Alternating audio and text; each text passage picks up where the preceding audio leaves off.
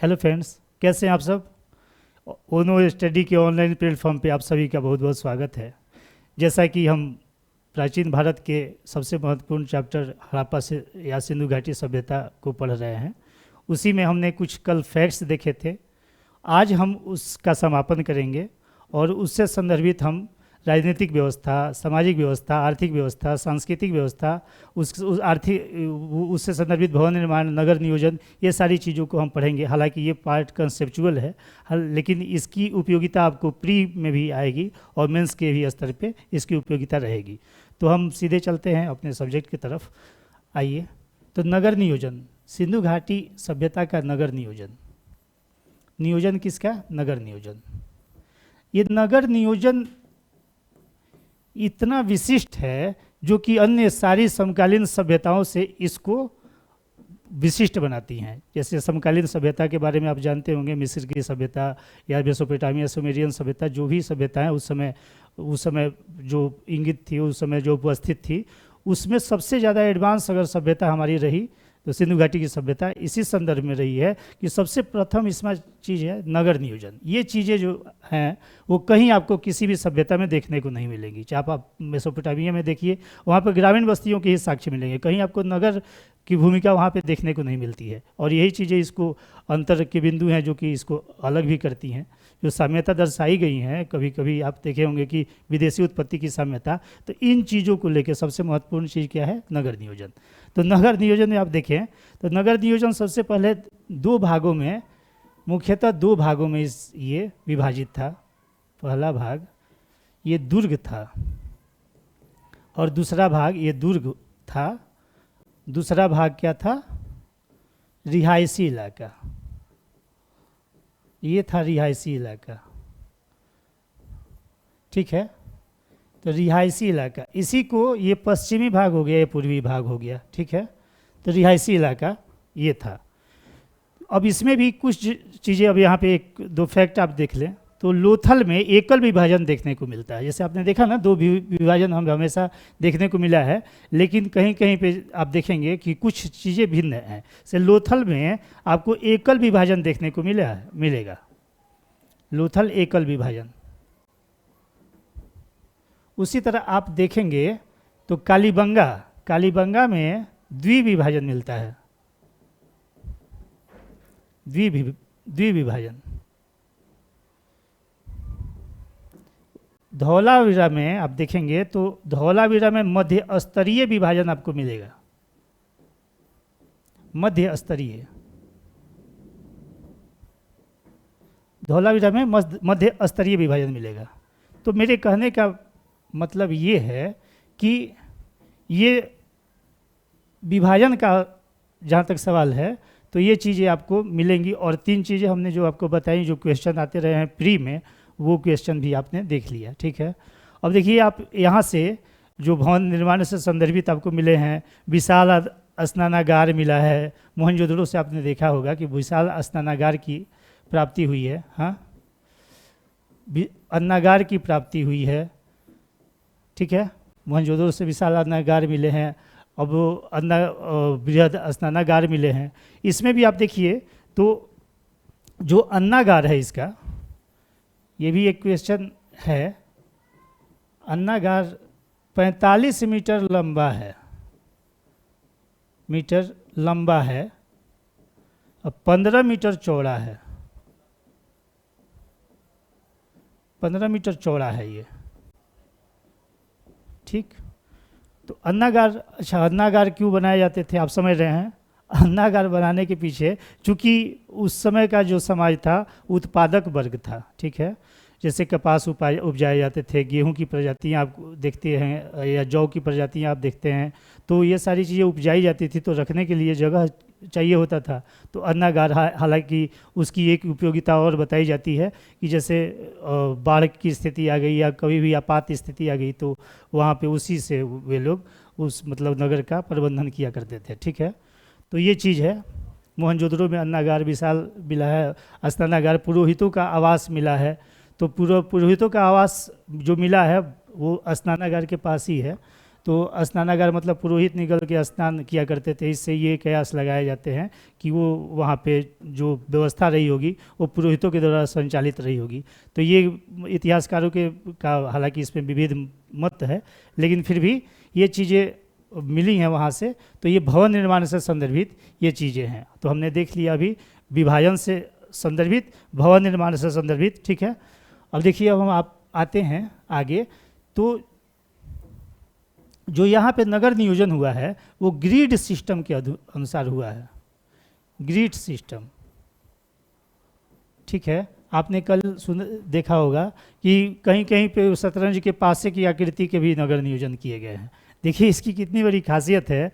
आप इसमें कोई भी ऐसा नगर, जब चाहे आप हड़प्पा देखें, मोहनजोदड़ो, बनावली, लोथल, चानुदारो, सुतागर, कोई भी स्थल आप देख लें, यहाँ पे किसी भी स्थल से आपको ग्रामीण बस्तियों के साक्ष्य नहीं मिलेंगे, ठीक है।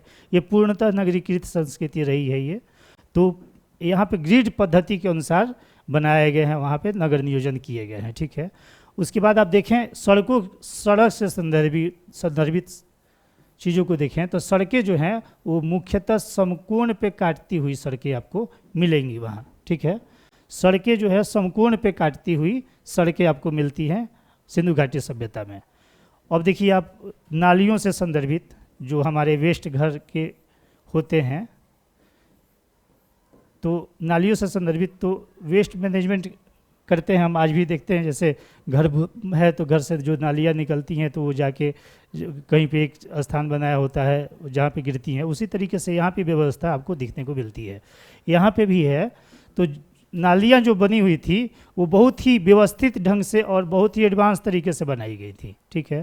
तो ये नालियाँ जो है वो घर से निकलती थी, ये जैसे सड़क है तो नालियाँ जो है यहाँ से निकली। नालियों में कच्ची ईंटों का ही प्रयोग अधिकतर किया जाता था, कहीं कहीं पक्की ईंटों का भी प्रयोग देखने को आपको मिलेगा, लेकिन नालियाँ जो हैं वो यहाँ से निकल के, और रोड के किनारे भी ये भाग बना हुआ है, ये चीज़ें आके यहाँ से मिल गई और इसमें से निकल के, और ये यहाँ पे मेन होल भी बनाए जाते थे। देखिए यहाँ पे मेन होल भी बनाए जाते थे।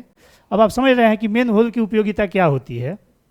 जैसे आपके घर से कुछ भी वेस्ट बाहर निकला, पानी के रूप के द्वारा उसको बहाते हुए ले गया, तो वो चीज़ें जाके कहीं ना कहीं फंस जाती हैं। जैसे कुछ चीज़ें बड़ी बड़ी होती हैं जो पानी के साथ निकलती हैं, तो वो चीज़ें कहीं से आके फंस जाती हैं, तो बाधित हो जाता है आपका जो इसका जो सिस्टम है वो बाधित होता है। तो जब ये बाधित होगा तो वहाँ पे समस्या आएगी। तो मेन होल अभी आप देखते होंगे नालियों में, हालांकि अब तो बहुत एडवांस तरीके से बनाए जाते हैं, लेकिन ऊपर जो है मेन होल बनाए जाते हैं। इसको आपने निकाला बाहर और निकाल के, और इसके बाद में यहाँ पे जो भी फंसा हुआ है वेस्ट वगैरह उसको आपने साफ़ कर दिया, फिर से अबाधित गति से ये चीज़ें फिर से व्यवस्थित ढंग से चलने लगती हैं। तो ये चीज़ें आपको हो गई नालियों से संदर्भित, ये भी बहुत महत्वपूर्ण है। और उसके बाद हम चलते हैं आगे। तो भवन निर्माण में अब आइए। भवन निर्माण इसमें कच्ची ईंटों का भी प्रयोग किया गया है।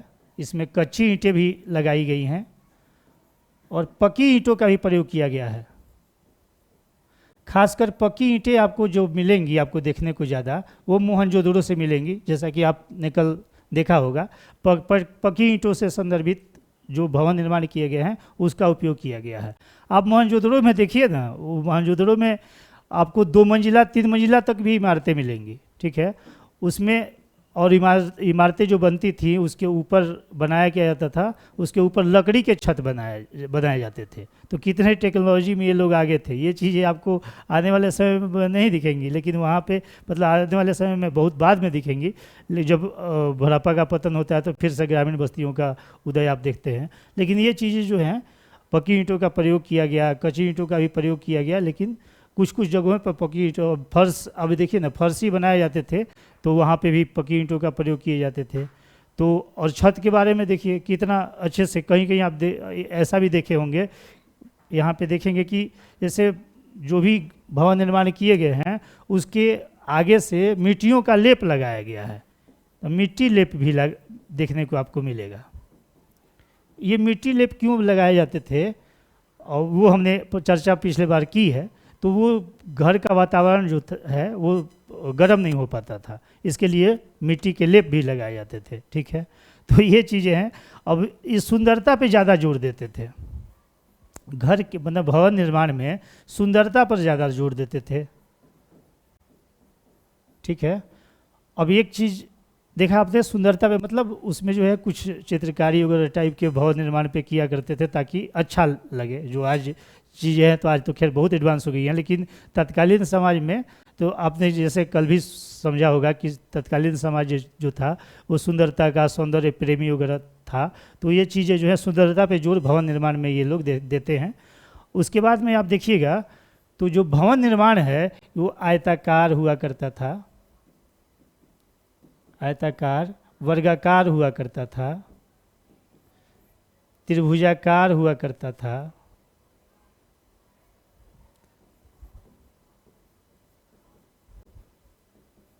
ठीक है, ये भवन निर्माण ऐसे ऐसे उसकी कृतियाँ वहाँ पे देखने को मिलेंगी। ठीक है, बस यही है कि गोलाकार नहीं आपको मिलेंगी, ये चीज़ें कल ही हमने स्पष्ट कर दी हैं। ठीक है, तो भवन निर्माण से संदर्भित हो गया, नालियों से संदर्भित देखिए ना, जलाशयों का निर्माण किया गया।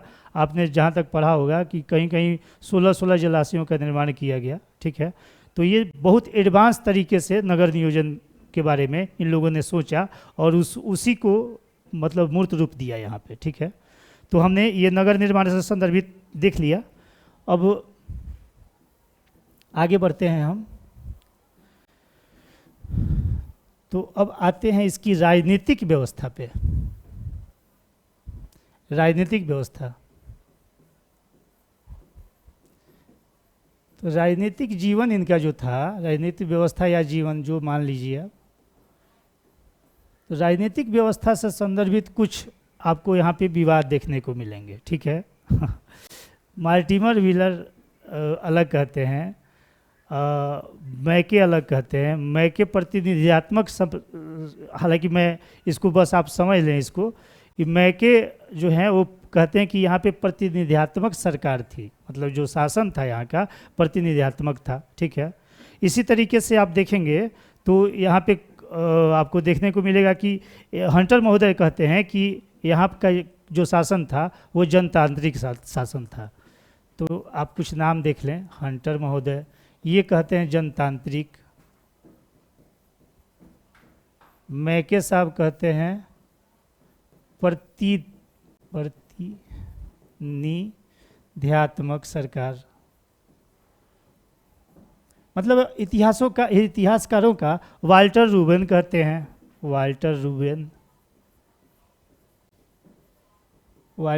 कहते हैं कि यहाँ गुलामों पे आधारित यहाँ का शासन था। ठीक है, तो ये गुलामों पे आधारित ये शासन बताते हैं। इसी तरह आप पिगट महोदय कहते हैं, पिगट के बारे में क्वेश्चन भी हमेशा पूछते रहा है कि हड़प्पा और मोहनजोदड़ो जुड़वा राजधानियाँ थी। तो पिगट महोदय कहते हैं कि हड़प्पा और मोहनजोदड़ो जो है, जो दोनों नगर थे वो पृथक राजधानियाँ थीं और वहाँ पे पुरोहितों का शासन था। ठीक है, तो ये चीज़ें जो है पिगट महोदय के बारे में आप हड़प्पा और मोहनजोदड़ो से संदर्भित ये इन्होंने हड़प्पा और मोहनजोदड़ो ये जुड़वा राजधानी भी कहा है और यहाँ पे पुरोहितों का शासन भी इन्होंने दिखाया है, मतलब अपने शोध में उन्होंने ये साबित किया है। लेकिन अब आप समझ लीजिए कि ये सारे जो भी इन्होंने आधार वो किए हैं वो अपने अपने शोधों के अनुसार किए हैं। लेकिन अब देखिए जनप्रतिनिधियात्मक, हंटर महोदय ने कहा कि जनप्रतिनिधि वहाँ पे मतलब जनतांत्रिक व्यवस्था थी, तो ये इनका अपना शोध है। इसी तरह मैके साहब का अपना शोध है, इसी तरह वाल्टर रूबेन का अपना शोध है। तो ये चीज़ें जो हैं ये तो चलते रहती हैं। विवाद का विषय आपने पहले ही समझा, चूँकि पुरातात्विक साक्ष्य है तो इसीलिए इस पर विवाद भी है, साहित्यिक कोई साक्ष्य मिल नहीं पाया है। लेकिन फिर भी ओवरऑल अगर हमारे क्वेश्चन से आते हैं कि यहाँ पे, हालांकि ये अब बहुमान्य विचार यही है कि यहाँ पे जो शासन था वो शासन कैसा था, तो शिल्पियों और वणिकों के हाथ में ये शासन था। शिल्पियों और वणिकों कहिए, व्यापारियों कहिए, वणिकों, इसी को व्यापारी भी बोलिए। शिल्पियों, एक मिनट, शिल्पियों या वणिकों के बीच में का यहाँ पे शासन, इस पे बहुमान्य मत हमें मिलता है। ठीक है, तो हमारा जो राजनीतिक व्यवस्था हमारी जो थी वो कैसी थी, तो शिल्पियों और वणिकों के द्वारा संचालित की जाती थी। ठीक है, ये सारे शोध हैं। हालांकि मिलाने में ये चीज़ें दे देता है कि हंटर महोदय ने मतलब क्या अपनी परिकल्पना दी थी इससे संदर्भित, तो वो चीज़ें मिलाने में आती हैं, वो ऊंचे वाले लेवल पे, जैसे IAS PCS में वो चीज़ें पूछी जाती हैं।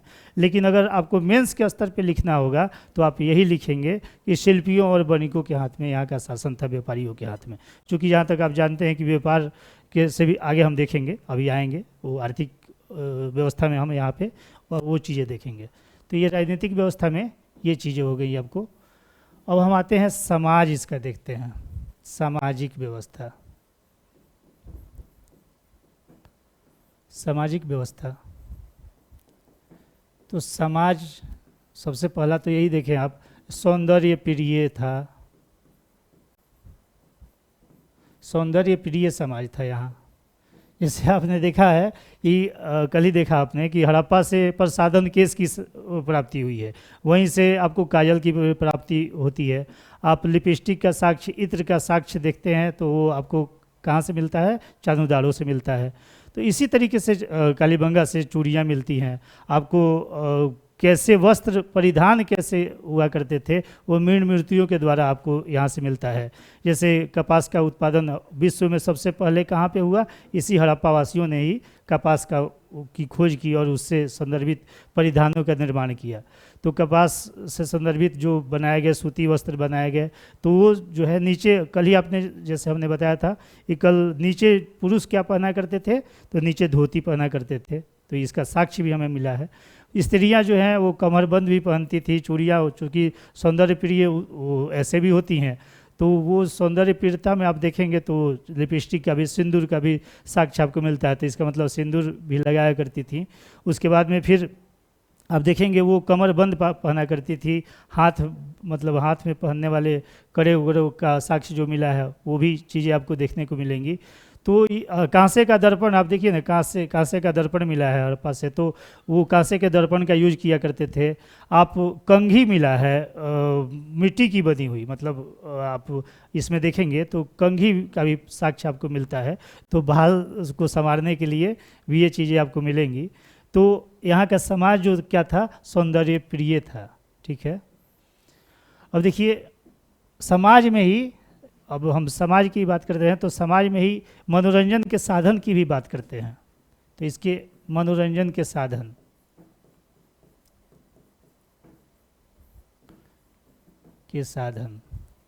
तो मनोरंजन के साधन के रूप में ये पासा का उपयोग किया करते थे। जैसे आपने शतरंज का भी मतलब पासे का उपयोग किया करते थे। ये है पशुओं को लड़ाने का कार्य किया करते थे। उसमें ये चीज़ें आप पुराने मूवियों में देख सकते हैं, खासकर हॉलीवुड की मूवियाँ जो बनाई जाती हैं उसमें ये चीज़ें आपको बहुत सारे जगह देखने को मिलेंगी। तो ये पासे का प्रयोग करते हैं। ये जो है मतलब पशुओं को लड़ाने, मतलब पशुओं से संदर्भित खेल खेलते हैं, मतलब उनको लड़ाना या दौड़ाना, इस तरह के भी खेल खेलते हैं। ये आप गेम बोर्ड का आपको साक्ष्य मिलता है। गेम बोर्ड मतलब चेस के तरह का गेम बोर्ड का साक्ष्य मिलता है यहाँ से। मतलब ये उस समय गेम बोर्ड का उपयोग किया करते थे। उसमें लोथल से आप देखिए ना, लोथल से एक ऐसा कुत्ता मिला है जिसका सर जो है वो मतलब ऐसे वो फ्लेक्सिबल है। जो आज चीज़ें देखते हैं आप बच्चों में आज भी दिख जाएंगी। कोई ऐसा मतलब मूर्ति ऐसी बनाई जाती है, छोटी छोटी मूर्तियाँ जो जिसमें उसके सर हिलते, वो चीज़ें आपको मिलेंगी यहाँ से। इक्का गाड़ी की प्राप्ति यहाँ से हुई है। ठीक है, यहाँ से रथ की प्राप्ति हुई है। तो ये चीज़ें जो हैं मनोरंजन के रूप में वो लोग यूज किया करते थे। तो ये हमारा रहा मनोरंजन के साधन से संदर्भित ये चीज़ें। ठीक है, अब हम आपको आते हैं सामाजिक जीवन इनका ऐसा था। और जहाँ तक आप जानते ही हैं कि चावल के भी साक्ष्य मिले हैं। रंगपुर लोथल से चावल की भूसियाँ मिली हैं। तो चावल का, जौ का प्रयोग किया करते थे। और मतलब हालांकि चावल पूरे तरीके से वो नहीं है, लेकिन गेहूं और जौ का प्रयोग तो किया ही जाता था। लेकिन जब भूसियाँ मिली हैं तो ये भी है कि चावल का भी प्रयोग किया जाता होगा। हालांकि आपको जहाँ तक पता है कि चावल का उपयोग और चावल की खोज सबसे पहले इंडिया में आपको कोल्डीवा से प्राप्त होती है। 55 ईसा पूर्व में ही कोल्डीवा से, हालांकि अब लहुरा देव हो गया है। अब आजकल अब यूपी में एक क्वेश्चन भी पूछा था कि चावल का प्राचीनतम अवशेष कहाँ से मिला, तो लहुरा देव उसने माना भी था। तो ये चीज़ें हालांकि वहाँ पे चली गई, चावल से संदर्भित चीज़ें हैं, लेकिन चावल का खोज पहले ही हो चुका था। तो जब चावल का खोज हो चुका था तो ये लोग चावल का उपयोग भी किया करते थे। तभी तो भूसियाँ मिली है वहाँ से, रंगपुर से आप लोथल से देखें तो ये सारी चीज़ें आपको मिलती हैं। अब देखिए यहाँ का शाकाहारी भी, यहाँ शाकाहारी और मांसाहारी समाज था यहाँ का, शाकाहारी भी था, मांसाहारी समाज था। ये सारे जो है साक्ष्यों के आधार पे ये सारी चीज़ें हम देखते हैं। तो सामाजिक जीवन में हमने देखा, उसके बाद में इसी से संदर्भित हमने बताया था प्रजाति, ये सामाजिक ही व्यवस्था में है। तो प्रजातियों से संदर्भित आपको कल ही हमने फर्स्ट क्लास में ही हमने बताया था कि यहाँ पे मूलतः 4 तरीके की प्रजाति मिलती है, पोर्टो ऑस्ट्रेलोइड, भूमध्य सागरीय, अल्पाइन, मंगोलाइड। और मैंने ये भी बताया था आपको कि पोर्टो ऑस्ट्रेलोइड सबसे पहली प्रजाति थी जो यहाँ से जिसके साक्ष्य मिलते हैं, और सबसे ज़्यादा क्या तो भूमध्य सागरीय मेडिटेरेनियन जो रेस है उसके साक्ष्य सबसे ज़्यादा है। मतलब यहाँ पे मिश्रित प्रजातियों को, मोहनजोदड़ो में आप देखिए मिश्रित प्रजातियाँ वहाँ पे आपको देखने को मिलेंगी। ठीक है, यहाँ का समाज जो था वो मातृसत्तात्मक था, मातृसत्तात्मक समाज।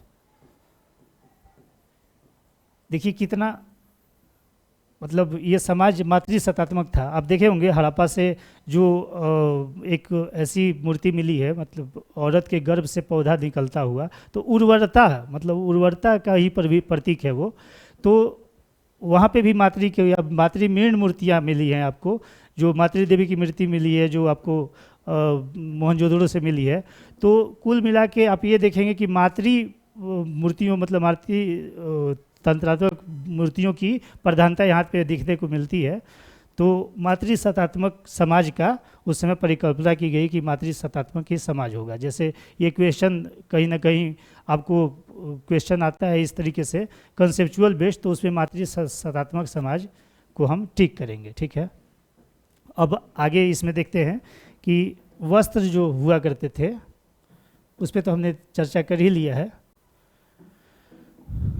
स्त्रियां जो हैं वो साड़ियों का प्रयोग किया करती थीं, और पुरुष जो है वो धोती का प्रयोग किया करते थे, ऊपर उसनिस वगैरह का प्रयोग किया करते थे। तो ये सारी चीज़ें जो हैं वो कंसेप्चुअल पार्ट है, वुमेंस में लिखने की चीज़ें हैं, लेकिन अभी जो है कुछ महत्वपूर्ण चीज़ों को ही आप जानें। अब आगे हम आते हैं, इसमें सामाजिक व्यवस्था हो गई हमारी। अब आगे आर्थिक में आते हैं।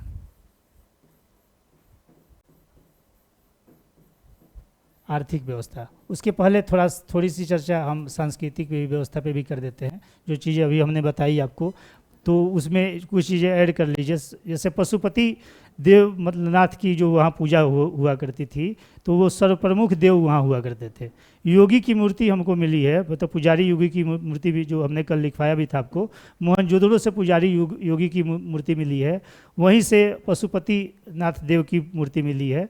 तो ये सारी चीज़ें, मतलब वहाँ का समाज जो था वो मतलब इस लिंग योनि पूजा किया करता था, नाग पूजा का प्रचलन था। इसी तरीके से शिव की पूजा का साक्ष्य हमको सबसे पुराना वहाँ से मिलता है। तो समाज में जो है पूजा पद्धति का विकास देखने को मिलता है।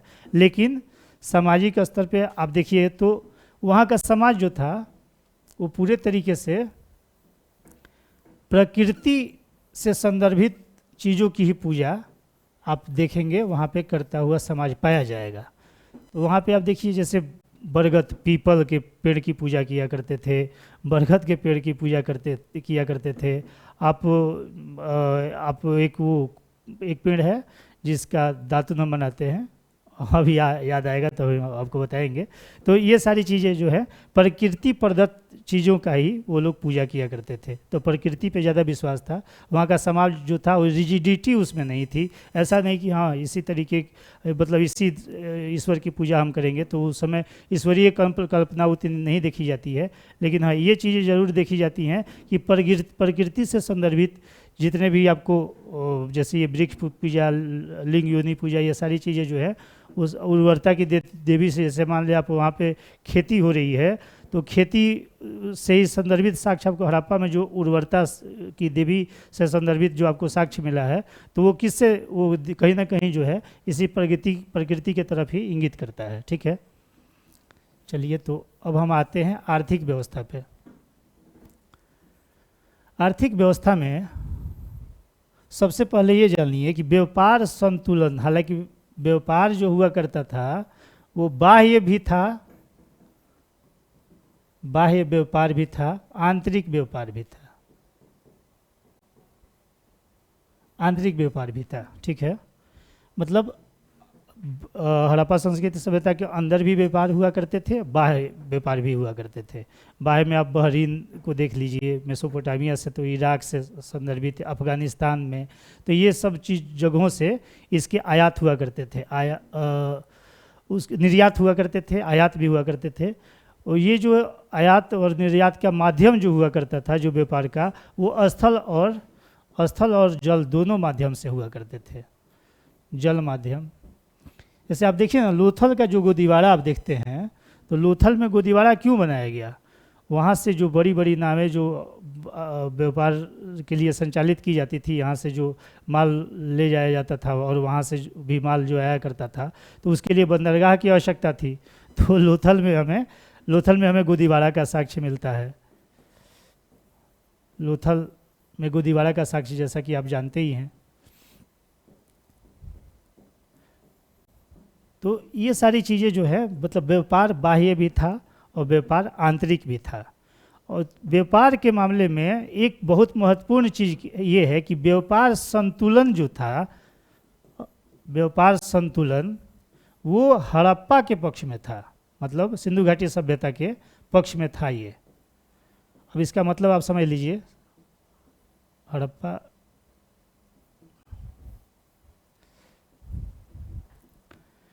सभ्यता के पक्ष में इसका व्यापार रहा है। ये व्यापारिक संतुलन जो था ना, वो हड़प्पा सभ्यता के पक्ष में रहा है। मतलब आप समझ रहे हैं, जो उस समय व्यापारिक वस्तुएं आयात निर्यात की जाती थी, तो उसमें अब हाँ ये भी समझ लीजिए, विनिमय का माध्यम क्या था, ये भी एक चीज़ है। विनिमय का माध्यम, विनिमय का माध्यम जो था वो वस्तुओं का आदान प्रदान ही हुआ करता था। ठीक है, आप देखिएगा वहाँ पे सूसा से यहाँ की मोहरे, हड़प्पा की मोहरों की प्राप्ति हुई है मेसोपोटामिया में। इसी तरह आप लोथल में देखिएगा बेलनाकार मोहर की प्राप्ति हुई है। और उसके बाद मोहनजोदड़ो में आप देखिएगा बेलनाकार बड़े मोहर की प्राप्ति हुई है। लोथल में छोटे मोहर की प्राप्ति हुई है और मोहनजोदड़ो में जो है वो बड़े मोहर की प्राप्ति हुई है, बेलनाकार मोहर। ये बेलनाकार मोहर कहाँ बनाई जाती थी?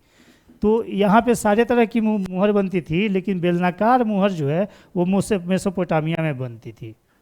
बेलनाकार मोहर, बेलनाकार मोहरों की प्राप्ति यहाँ से हुई है। और बेलनाकार मोहरे जो हैं वो मेसोपोटामिया की देन है। बेलनाकार मोहर मेसोपोटामिया की देन है।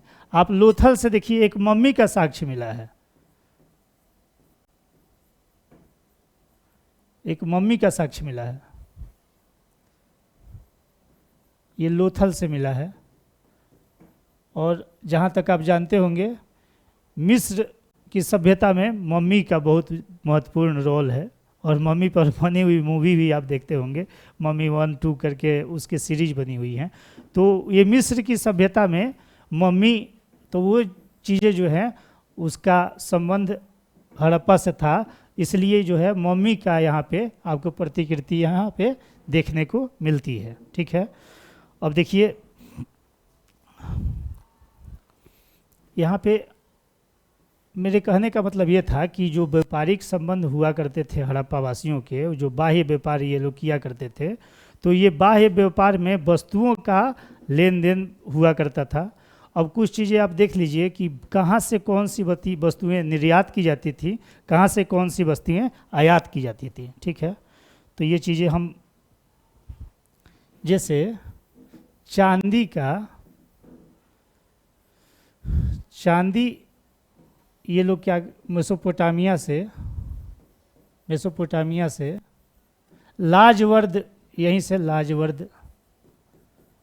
लाजवर्द की का यहाँ से ये आयात किया करते थे। उसके बाद में यहाँ पे अपने भी जैसे अंदर की बातें भी देखिए तो खेतड़ी से तांबा, ठीक है, अफगानिस्तान से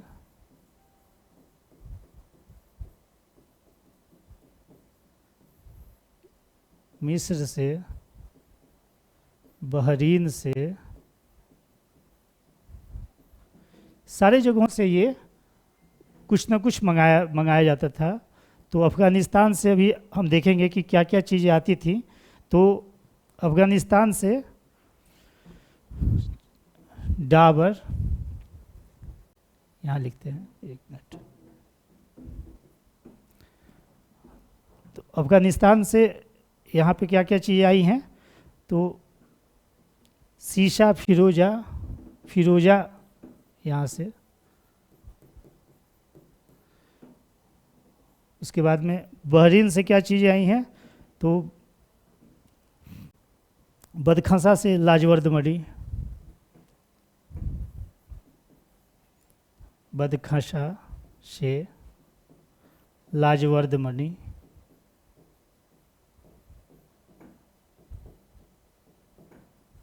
ठीक है।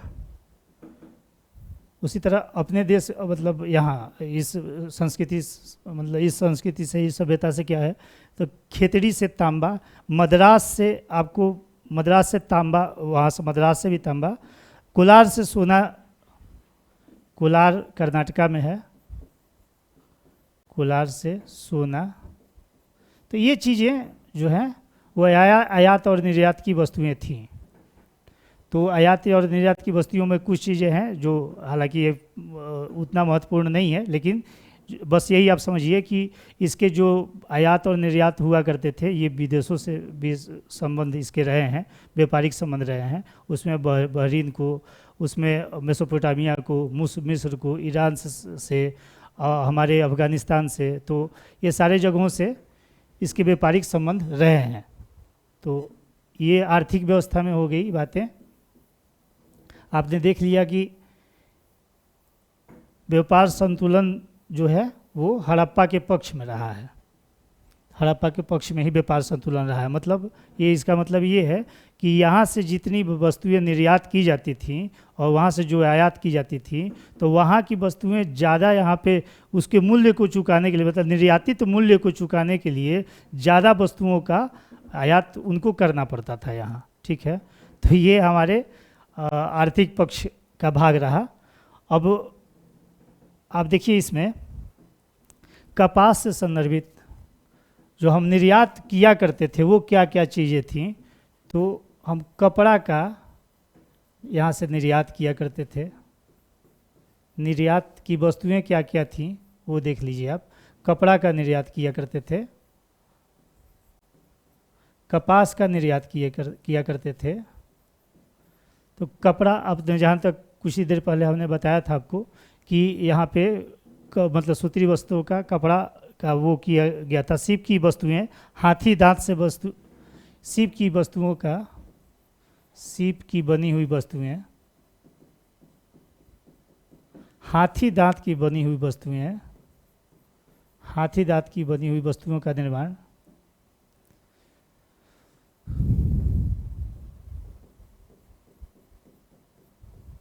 तो ये सारी चीज़ें हमारे निर्यात की वस्तुएं थी, ठीक है। आयात में आपने देखा ही, हाँ। अब आयात की वस्तुएं क्या क्या थी, तो चांदी भी था, तांबा भी था, लाजवर्द मणि भी था, जो चीज़ें अभी अब आपने देखी हैं। और निर्यात में शीशा, फिरोजा, लाजवर्द मणि, तो ये सारी चीज़ें, शीशा, फिरोजा,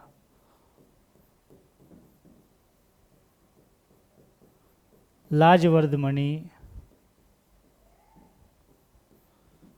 चांदी, ये सारी चीज़ें हमारी आयात की वस्तुएं थी। निर्यात और आयात तो आप समझ ही रहे हैं। निर्यात जो यहाँ से हम विदेशों में करते हैं और वहाँ से जब आता है तो उसको आयात बोलते हैं। तो ये चीज़ें जो हैं वो निर्यात और आयात की वस्तुएं थी। तो ये हमारे आर्थिक पक्ष को ये इंगित करती हैं, आर्थिक व्यवस्था को हमने ये देखा। अब आप देखिए कुछ महत्वपूर्ण बंदरगाह को देख लीजिए जहाँ से हमारे निर्यात हुआ करते थे, आयात हुआ करते थे। तो लोथल, रंगपुर, जैसे देखिए ऐसे बता देता हूँ मैं, लोथल, रंगपुर, प्रभास पाटन, बालाकोट, सुतका गेंडोर, सुतका कोह, ये सारी जगह जो हैं वो बंदरगाह, हमारे बंदरगाह बने हुए थे। वहाँ पे आप देखिए ना, वहाँ पे मेसोपोटामिया के सुमेरियन सभ्यता का मतलब एक अभिलेख हमको मिलता है। ये अभिलेख में ये दर्शाया गया है कि यहाँ से मतलब सूसा से प्राप्त जो हुआ है कि यहाँ की वस्तुएं और यहाँ के जो जहाज आके रुकते थे वो उनके बंदरगाहों पे रुकते थे। तो ये अभिलेख में भी इसकी चर्चा है। तो इससे क्या पता लगता है? तो इससे यही पता लगता है कि मतलब वहाँ तो अभिलेख चूँकि पढ़ा जा चुका है, तो इसका मतलब वो साहित्यिक साक्ष्य से भी ये पुष्टि हो जाती है कि हड़प्पा का व्यापारिक संबंध जो था वो मेसोपोटामिया से था। ठीक है, तो ये हमारे आर्थिक पक्ष हुए। अब हम चलते हैं इसमें आगे और आगे देखते हैं हम पतन से संदर्भित कुछ विचारधाराएं आपको देखने को मिलेंगी। और उसको मिलाने के लिए, जैसे उसको मिलाने के लिए एक क्वेश्चन पूछ देता है या सीधे सीधे भी एक क्वेश्चन पूछे जाते हैं, तो वो चीज़ें हम देखते हैं। हड़प्पा के पतन से संदर्भित, हड़प्पा सभ्यता के पतन से संदर्भित कुछ व्याख्याएं दी गई हैं। तो कुछ लोग कहते हैं जलवायु परिवर्तन के कारण ऐसा हुआ, मार्टिमर व्हीलर जैसे कहते हैं कि बाढ़ के कारण ये हुआ। कुछ लोग कहते हैं कि पारिस्थितिकी असंतुलन हुआ, इसके चलते ऐसा हुआ। कुछ लोग कहते हैं कि भूकंप के द्वारा इसका पतन हुआ। तो इसमें कुछ नाम हैं और उसकी जो व्याख्याएं दी गई हैं उनका जो शोध है वो हम देख लेते हैं। तो इसमें सबसे पहला हम देखेंगे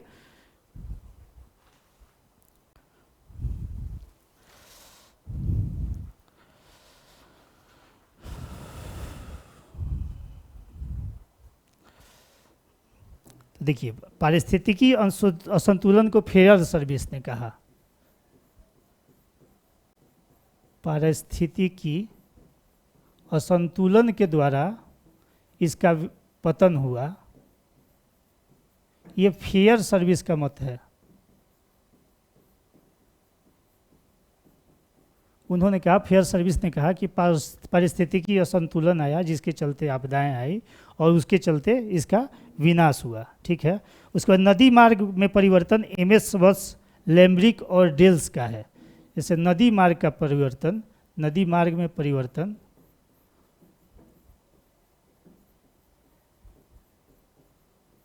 लैम्ब्रिक डेल्स का है।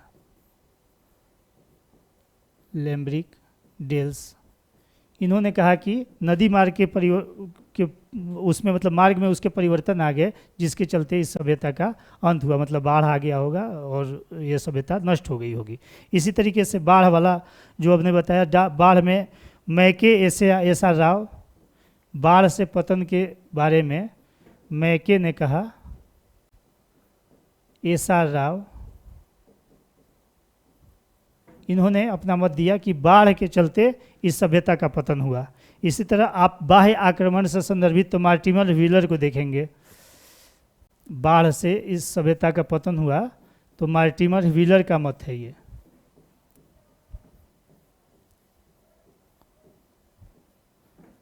मार्टिमर व्हीलर ने कहा कि बाढ़ से इस सभ्यता का पतन हुआ। इसी तरह एम.आर. साहनी वाले राइक्स ने जल प्लावन को बताया, जल प्लावन को साहनी और राइक्स ने इससे संदर्भित व्याख्याएं दी कि जल प्लावन हुआ होगा, इसके चलते इसकी ये सभ्यता विनष्ट हुई होगी। ठीक है, इसके बाद में आप देखिए प्रशासनिक शिथिलता, जॉन मार्शल ने कहा।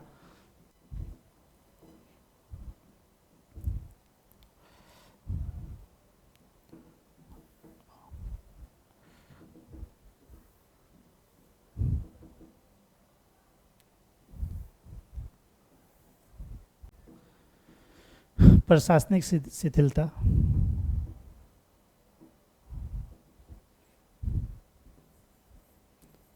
जॉन मार्शल का है।